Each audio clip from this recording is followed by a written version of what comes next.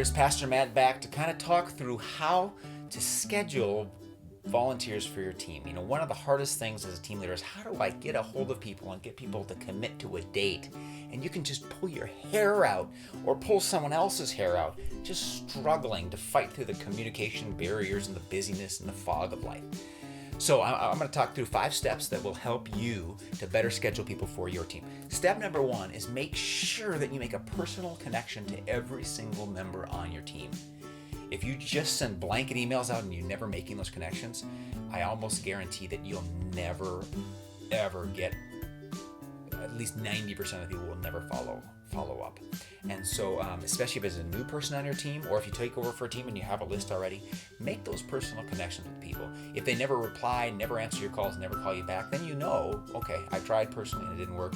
You can either take them off your list or have a separate list where maybe someday they'll get re-engaged, but right now I can't count on them. So make that personal connection, and when you do, use those 3 team leader values for relationship building in the video that's also located on this page, because you're going to strike the right relational tone with them as well. So that personal connection is both to help them get engaged in the scheduling process, but also to start building that relationship, which that video will help to explain a little bit. So that's step 1, personal welcome, personal connection. Number 2, email is a great tool because you can do one thing and then send it to everyone. You can send attachments and all that good stuff. You should be using our database called Ministry Tracker because that has an up-to-date list of your team. If someone volunteered on Sunday to be on your team, they're on the list already. And you should be able to send an email through that site to everybody on your team. And so if you have not yet gotten up to speed with Ministry Tracker training, Mark Landis or Don Fody can help you. Just let us know and we'll give you a document that should get you able to log in and send some messaging through that and compare your list to maybe the official list that's there and make sure that it gets updated. So email your plans, email your team with an updated list of who's on your team. Don't let anybody fall through the cracks because they're new and they just signed up and they're on our database, but you don't have them on your list. So make sure that your email always includes everyone who's on the official most recent list so that new people don't get frustrated because they're not hearing from anybody.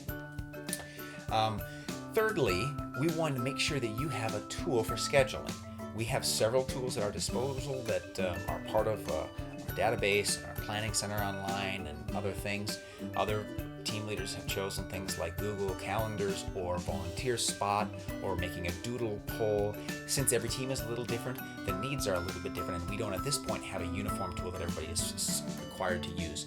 But you need some kind of tool so that when you invite people to get involved, they're not just sending you an email with dates and having all those complicated things getting lost in the shuffle. So have an official, easy, user-friendly tool that you can link to an email and that the person can check or make a change so that they can get on the schedule and see the options and dates.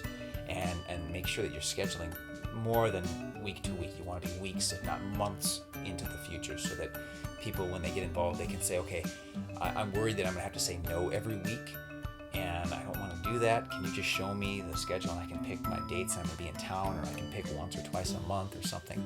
So that tool should include some options longer term so that they can control and be aware of their longer term involvement. So personal welcome. Email your plans. Use a good tool. Email, by the way, let me just a quick caveat, is a beginning point, but you can easily duck when someone sends a mass email, and that's where those personal calls and text messages, some younger people only do Facebook. So find out how to communicate with your people, at least to make that personal connection, and then you can kind of walk them to the desired tool that you're using so that every so often, I'm going to be sending an email, so please make sure you're checking your email at least so often so that you can follow up with the team plans. So use other communication methods because email is not a very reliable tool if you're only using that tool. Fourth, reminders. Very, very important. My wife has to remind me of things constantly, and she does not like it, but I do because I'm a forgetful, absent-minded person. Can't remember what I was going to say. Anyway, so send your team a reminder. Don't just have them on a schedule and in 2 months they're having a date where they're going to volunteer and then the date comes and goes and they don't show up. Well, if you're not sending a regular update on here's who's on this next week, here's when you're on next month, it just has a way of just kind of leaving people's minds. And so as a team leader, make sure you're just following up to letting people know, hey, you're on this Sunday. How are you feeling? Anything you need? So those reminders are really, really critical. And then finally, fifth and finally, follow up. After someone serves, especially for the first time, thank them. Send them a card. Let them know a simple gift, a piece of candy, something that just says, hey, you know what, we're so glad you did that and you're making a difference, and we just want to stop and recognize that your being a part of this team means a lot to us and hopefully to you too. And so after your team serves, follow up with maybe some first timers, but also look for the contributions of people who've been serving in the trenches for a while and regularly thank them. People find appreciation differently.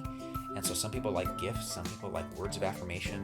If you've ever looked at the whole love languages theme, some people like to be given more responsibility as a way of being thanked. And some people would vomit if you threw more responsibilities at them and wouldn't feel appreciated. Sometimes it just helps to ask, how can I thank you? Would you just like to grab coffee? Can I get you coffee to thank you? Can I give you would you accept this gift as a thank you?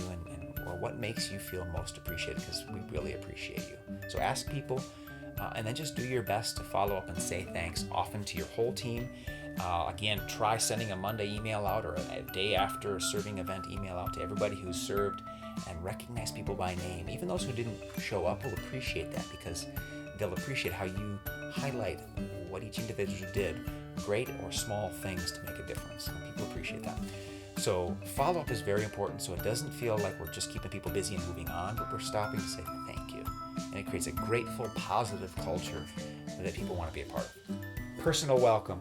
Email your plans, use a great tool, send reminders, and follow up. Those 5 things will take you from level 1, struggling to get people engaged, to level 5, thriving, organized, and efficient. Most of us are somewhere in the middle there or towards the bottom. So keep in touch with me and your peers and ask questions, find help when you need it, because we want you as a team leader to thrive as well, because you matter to us. God bless you. Thank you for accepting this important role, and keep in touch. Stay surprising.